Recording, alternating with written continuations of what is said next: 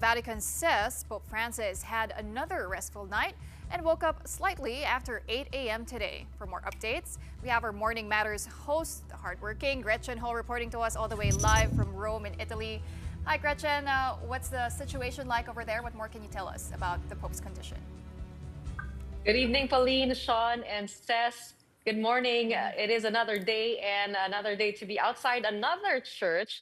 This place where I'm at is actually St. Mary Major, the place that holds one of the four holy doors that are open during Jubilee year. So this does not only hold that holy door, but also it holds a special place in the heart of Pope Francis. I have a little trivia for you girls before we get into the meat of the news. In 2023, when Pope Francis had bronchitis, he has actually decided or made the decision to be buried here in St. Mary Major, his favorite church, favorite basilica to visit before and after any international trip. So in 2015, before he went to the Philippines, he actually made a stop here in St. Mary Major. And then pagbalik niya, dito rin siya nagpunta. So he has decided to simplify the rites for his own papal funeral. And he's picked out the place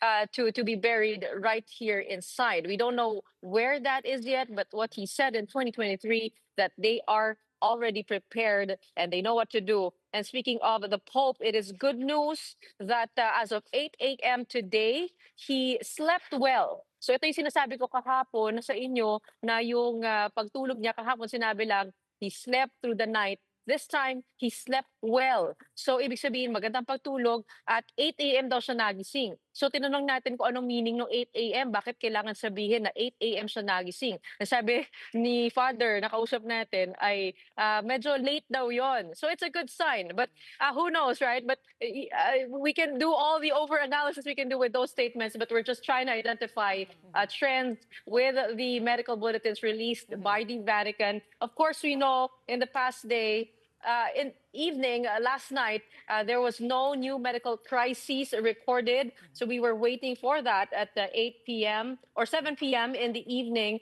No new medical crises and no respiratory failure nor bronchospasm. So medyo nakatulog ng mahimbing itong si Pope Francis. Clarify lang, Gretch, is he still on that mechanical ventilator up to now?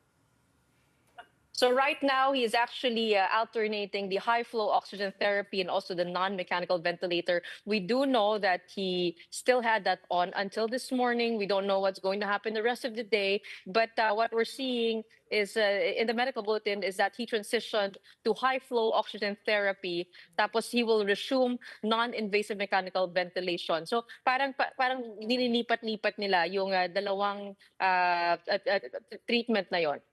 Okay. And of course, 2025, Gretch, is a Jubilee year, no? The whole Catholic faithful around the world is sobrang busy preparing for this for the last couple of years. Not only that, Ash Wednesday today, right? So that's, I guess, today na rin sa inyo, dyan sa Rome.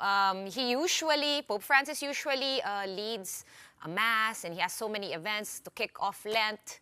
Parang mali yung ginamit kong kick off Lent. Pero to start Lent.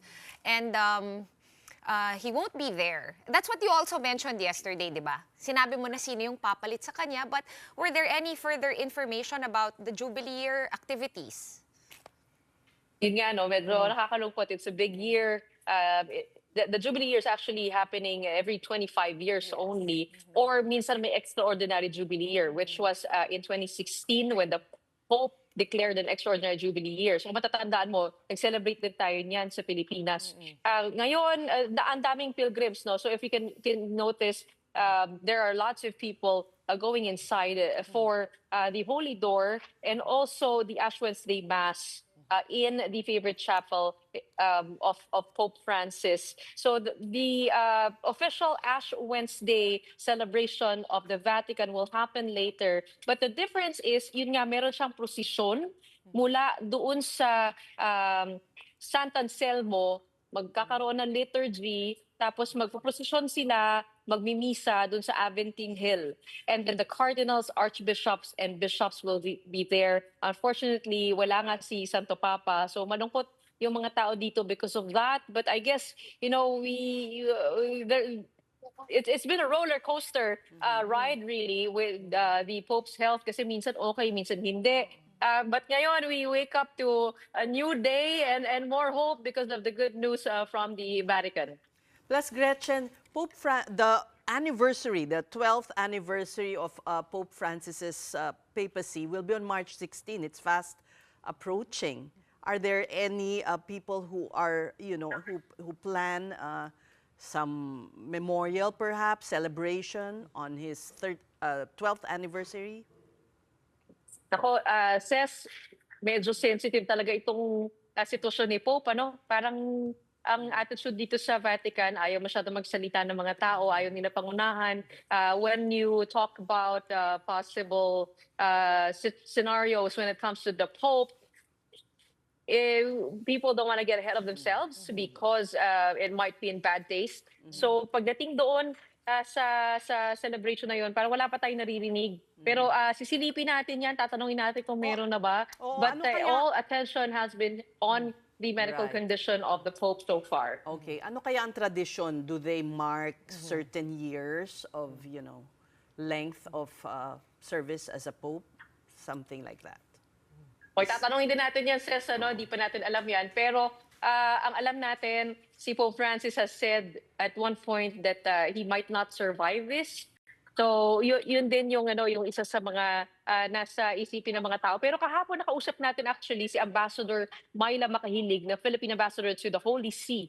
And there are some rumors around here that there are speculations that a resignation might be in the offing because dumating yung Secretary of State na si Pietro Parolin, yung second in command ni Pope Francis, sa kanyang papal apartment sa Gemelli Hospital no Sunday. If you take a look at that that whole thing, Sunday is the busiest day for the church, and yet the Pope received the Secretary of State. So sinasabi nila na baka katulad daw ni Pope Benedict noon, yun din yung nangyari kay Pope John Paul II nung nagkasakit siya. Ang daming mga haka-haka. But there's no discussion yet that I'm hearing over the anniversary. I will get to that though. I will ask around if meron nga bang pinaplano ang simbahan.